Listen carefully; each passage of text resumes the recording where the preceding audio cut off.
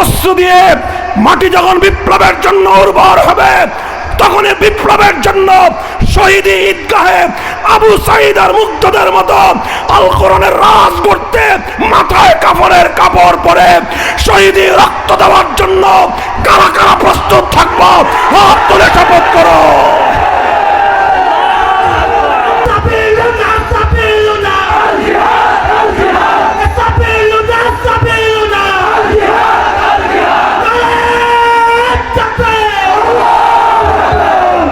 এই শপথ করেছেন তো? শুধু কথার কথা না, অঙ্গীকার। এই অঙ্গীকার কার সাথে? জোরে বলেন, কার সাথে? আল্লাহ পাক রব্বুল আলামিন আমাদের সকলকে অঙ্গীকার রক্ষা করার তৌফিক দান করেন।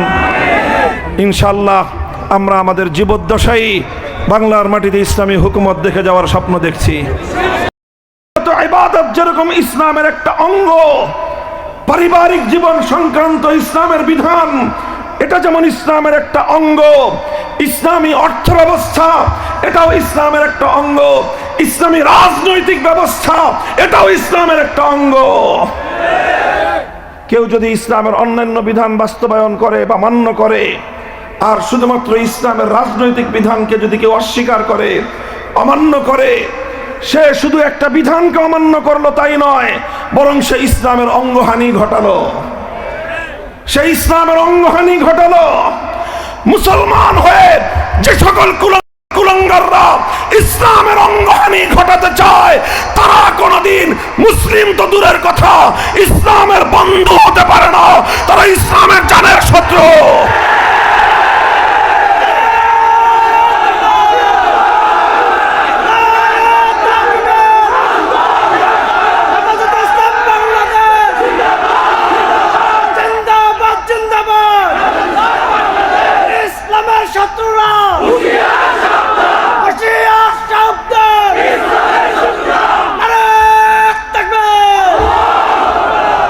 এই জন্য কোন মুসলমান সেকুলারিজম, ধর্মনিরপেক্ষ মতবাদের অনুসারী হতে পারে না।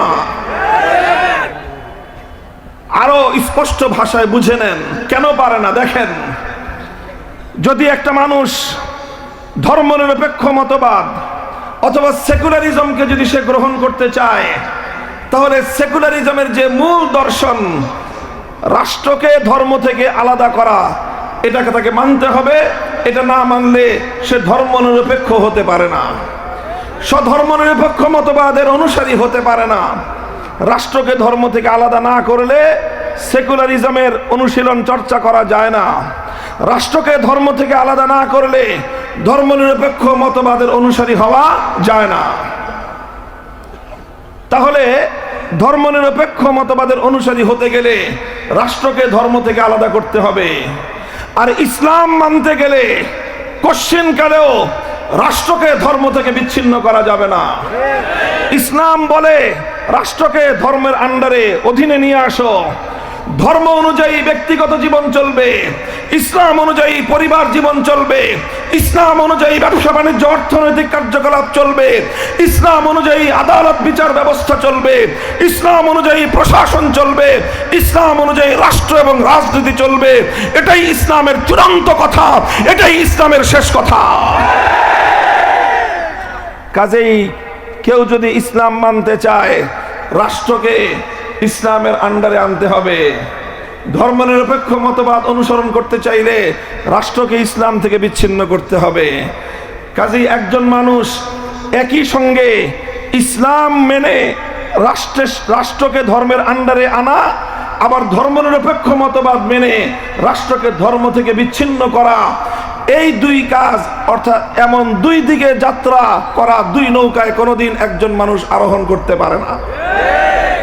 তোমাকে যে কোনো একটা চয়েস করতে হবে, যে কোনো একটা বেছে নিতে হবে। হয় তোমাকে বলতে হবে তুমি রাষ্ট্রকে ধর্ম থেকে আলাদা রাখতে চাও, সেক্ষেত্রে তুমি ধর্মনিরপেক্ষ হতে পারবা, মুসলমান থাকতে পারবা না।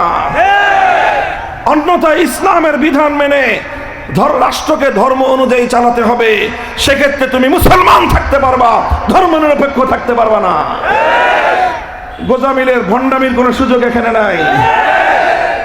কেউ বলতে পারেন যে হুজুর আপনি তো বলতেছেন যে একই সঙ্গে মুসলিম আর ধর্মনিরপেক্ষ থাকা যায় না, কারণ ইসলাম বলে রাষ্ট্রকে ধর্মের আন্ডারে আনো, ধর্মনিরপেক্ষ মতবাদ বলে রাষ্ট্রকে ধর্ম থেকে বিচ্ছিন্ন করো। আপনারা বলেন একই সঙ্গে আন্ডারে আনা আবার বিচ্ছিন্ন করা, এই দুটো কাজ একসঙ্গে করা সম্ভব? বলেন সম্ভব? আপনাকে বলা হচ্ছে, একটা নির্দেশ দেওয়া হচ্ছে যে তুমি ঘরের ভিতরে থাকো, আর একটা নির্দেশ দেওয়া হচ্ছে তোমাকে তুমি ঘরের সাথে সম্পর্ক ছিন্ন করো। এই দুটো নির্দেশ এক সময় পালন করা সম্ভব? ঘরের ভিতরে থাকা, ঘর থেকে সম্পর্ক ছিন্ন করা, এই দুটো জিনিস যেমন একসঙ্গে বাস্তবায়ন করা সম্ভব নয়, ঠিক একই সঙ্গে ইসলাম মেনে রাষ্ট্রকে ধর্মের আন্ডারে আনা, আবার সেকুলারিজম মেনে রাষ্ট্র থেকে ধর্মকে বিচ্ছিন্ন করা, এই দুই নির্দেশ কোনোদিন একসঙ্গে বাস্তবায়ন করা সম্ভব নয়।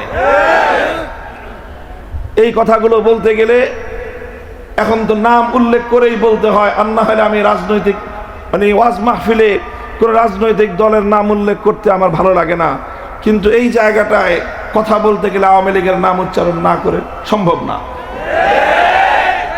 এই বাংলাদেশে ধর্মনিরপেক্ষ মতবাদ নামক এই অভিশপ্ত রাজনীতি বাংলার মাটিতে আমদানি করেছে আওয়ামী লীগ।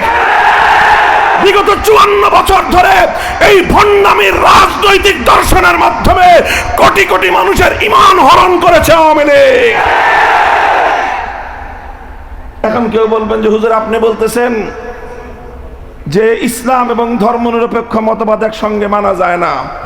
আওয়ামী লীগ তো মানলো, 54 বছর ধরে তো মানলো, তারা ধর্মনিরপেক্ষ থাকলো আবার তারা মুসলমানও থাকলো।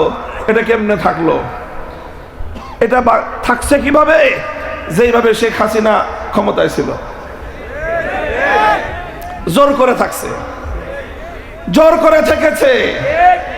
সে যেইভাবে ক্ষমতায় ছিল এইভাবে জোর করে তারা ইসলামেও ছিল। তাদের অবস্থা দুই অবস্থার যে কোনো এক অবস্থা থেকে শূন্য নয়। আমি চ্যালেঞ্জ করে বলছি, প্রমাণ করেন এটা। যদি সৎ সাহস থাকে বক্তব্যের আলোকে এই কথা খণ্ডন করেন। দুই অবস্থার যে কোনো এক অবস্থা থেকে খালি নয়। যারা ধর্মনিরপেক্ষ মতবাদের রাজনীতি করেন তাদের দুই অবস্থার যে কোনো এক অবস্থা হতেই হবে। হয় তারা ধর্মনিরপেক্ষ মতবাদটাকে বুঝে শুনে, কোনো মুসলমান যদি ধর্মনিরপেক্ষ মতবাদের অনুসারী হয়ে থাকে, হয়তো সে ধর্মনিরপেক্ষ মতবাদকে বুঝে শুনে অনুসরণ করেছে। যদি বুঝে শুনে সে অনুসরণ করে থাকে, তার মানে সে বিশ্বাস করে রাষ্ট্রকে ধর্ম থেকে বিচ্ছিন্ন রাখতে হবে, তার মানে সে আল্লাহর কোরআনের আয়াতকে বিশ্বাস করে না। যদি সে ধর্মনিরপেক্ষ মতবাদকে বুঝে শুনে বিশ্বাস করে গ্রহণ করে থাকে, স্পষ্ট ঘোষণা সে বেঈমান, ঈমান নাই, এক চুল পরিমাণ ঈমান থাকার কোনো সম্ভাবনা নাই। আরেক হতে পারে যে ধর্মনিরপেক্ষ মতবাদের অনুসরণ করেছে না শুনে না বুঝেই, এবং আমার ধারণা অধিকাংশ আওয়ামী লীগের যারা মাঠ পর্যায়ের কর্মী এরা না বুঝেই ধর্মনিরপেক্ষ মতবাদের অনুসরণ করেছে, এটাই আমার ধারণা। এই জন্য এদেরকে আমরা কোনো সময় স্বাভাবিকভাবে অমুসলিম বলি না।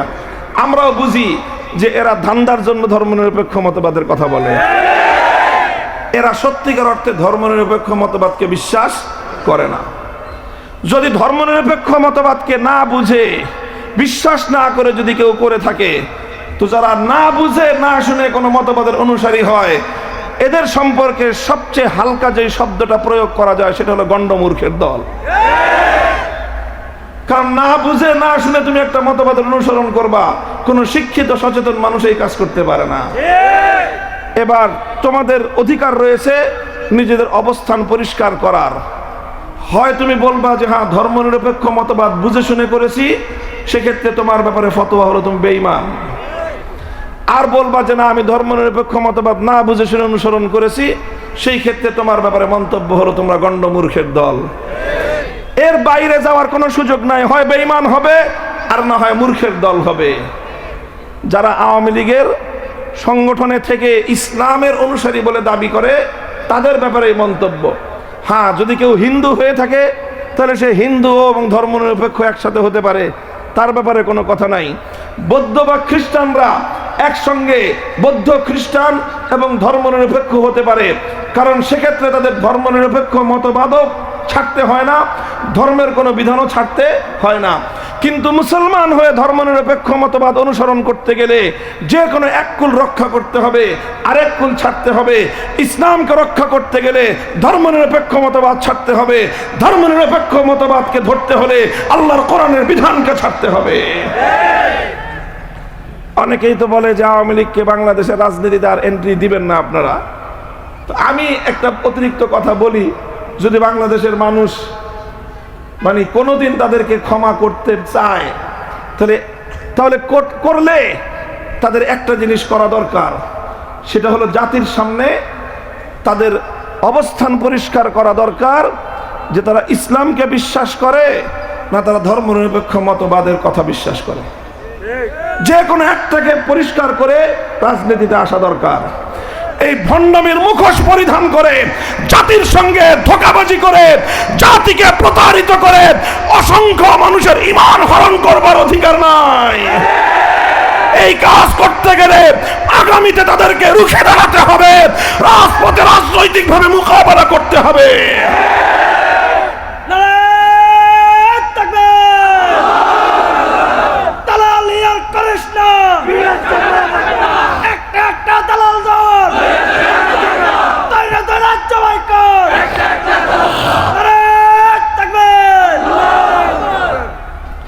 মুহতারাম হাজিরিন, এতক্ষণ পর্যন্ত আমি যে আলোকপাত করলাম, এই আলোচনার সার কথা কোরআনের আলোকে, ইসলামের অকাট্য বিধানের আলোকে, ইসলামের বিধান মতে, ইসলামের দৃষ্টিতে কোনো মুসলিম, কোনো মুমিন রাজনৈতিক মতবাদ হিসেবে ধর্মনিরপেক্ষ মতবাদকে গ্রহণ করতে পারে না।